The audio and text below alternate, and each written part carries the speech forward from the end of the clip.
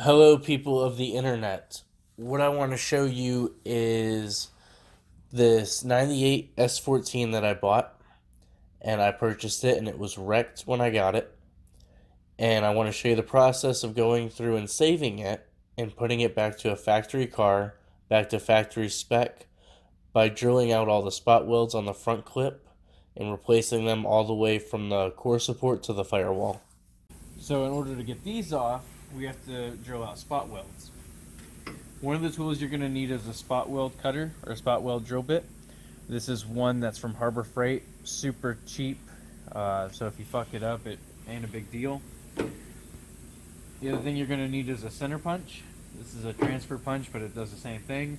A hammer, and a small flathead screwdriver or pry bar.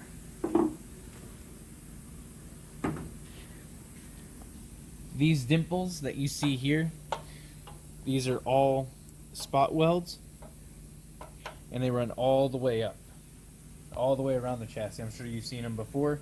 So in order to, how you drill out a spot weld is you want to first dimple it.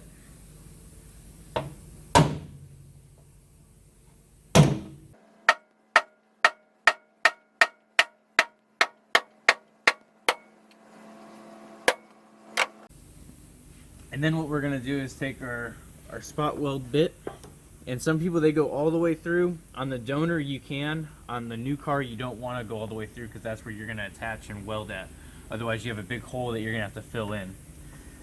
Make sure you hold this steady or it'll walk on you. I'll show you what happens when it walks. Let it get away from you. See, it just walked. Put somewhat of a slight pressure on it, but just keep it steady.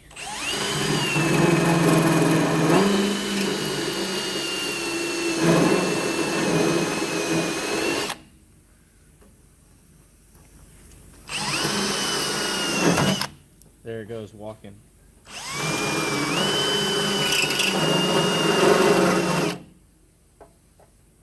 Like I said, we're not going all the way through on this.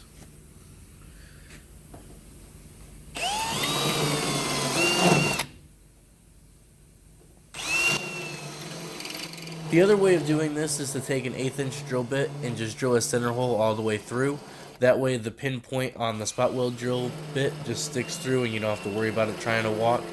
Or you could take a drill bit, drill a pilot hole, and then take a larger drill bit such as a 1/2 inch bit and drill out the entire spot weld itself so you don't have those little nubs that are sticking up that you'll see later on in the video. So there's a couple spot welds on the side that we're going to do as well on this. We've already got some of them done.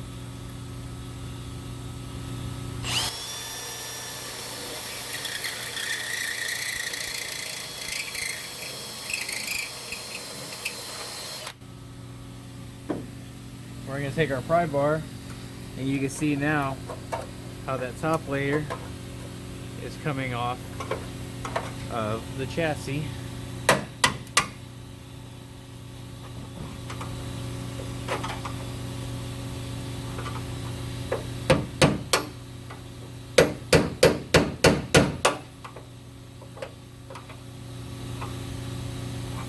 So these might be easier to drill all the way through so you can slide your piece out of there. So the same thing with this part here. You can see how we're now released it from the chassis. And we're just going to work our way all the way down. Okay, so come take a look at what we've done. Went ahead and lobbed this bad boy off. I accidentally went through both pieces a couple times. You have to go deep on some of these. Sometimes there's 3 layers deep. So we pulled that off. Took our cut off disc, and there was some welds right here along the edge. I know it looks ugly. We'll weld over it and we'll clean it up. And you cut all those spots that are there and up top. Go ahead, we'll raise this up just a little bit because this is going to slip out. Here comes to the side. Check this out so you can see what we're doing here. This is going to pull out and pull on back.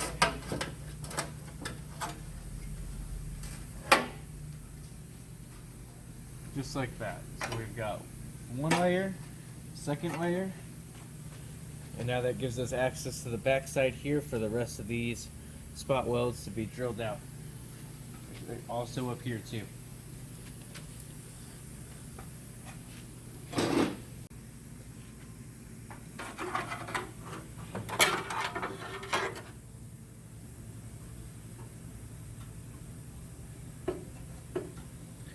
a spot weld right on the corner of that, but that's okay because we'll just fill that in later. After tedious work of drilling out all the spot welds, it's time to take the front clip up to the powder coater to get it sandblasted. So we picked it up, it's back from sandblasting. Gonna go ahead and set it on the ground here, take a photo of it. A wire wheel and some time is your best friend when it comes to finding all the spot welds to drill out. So now it's time to tear apart the wrecked car, and gonna go ahead and start dismantling the same way that we did the half clip. Everything kind of comes apart in layers. Because the car was already wrecked, we just went ahead and chopped it apart piece by piece just to get access to the spot welds a little bit easier versus trying to have to work around everything, use different angle drills. So now we've got it stripped down to a bare firewall. I went ahead and picked up the measurements from a local body shop. All the datum points is what it's referred to make sure everything's lined up square and how it should be. This is us test fitting everything, and once it's fitted, we can start welding it out the opposite way that we took it apart. You can see here how many spot welds there were that we had to drill out on each fender weld, driver's side and passenger side. Those are being put back together nicely, everything lined up exactly how it's supposed to go, and it just goes back together in layer upon layer upon layer. This is the inside of the car where we had to do on the frame rails. And on something like this, it's nice to have a friend to help you. In this instance, I had a friend help me hold a piece of copper tubing that was crushed because the drill bit had drilled all the way through and there was a hole, so we needed to plug the hole from the backside without having it stick to anything. Now that the front end's all put together, it's time to go ahead and paint. I went ahead and plugged off all the holes with masking tape, sprayed the inside of the wheel wells with bed liner, masked off the rest of the car, painted the bay with primer. This is shot through a Harbor Freight gun. Then I went ahead and sprayed the base coat, which is LS1 factory color deep fuchsia. Couple coats of base coat, and then I came in with the clear coat. Couple coats of clear coat. This was all done in an evening, by the way. Now it's time to go ahead and put the interior back to factory, which we had to pull apart to get to the frame rail welds.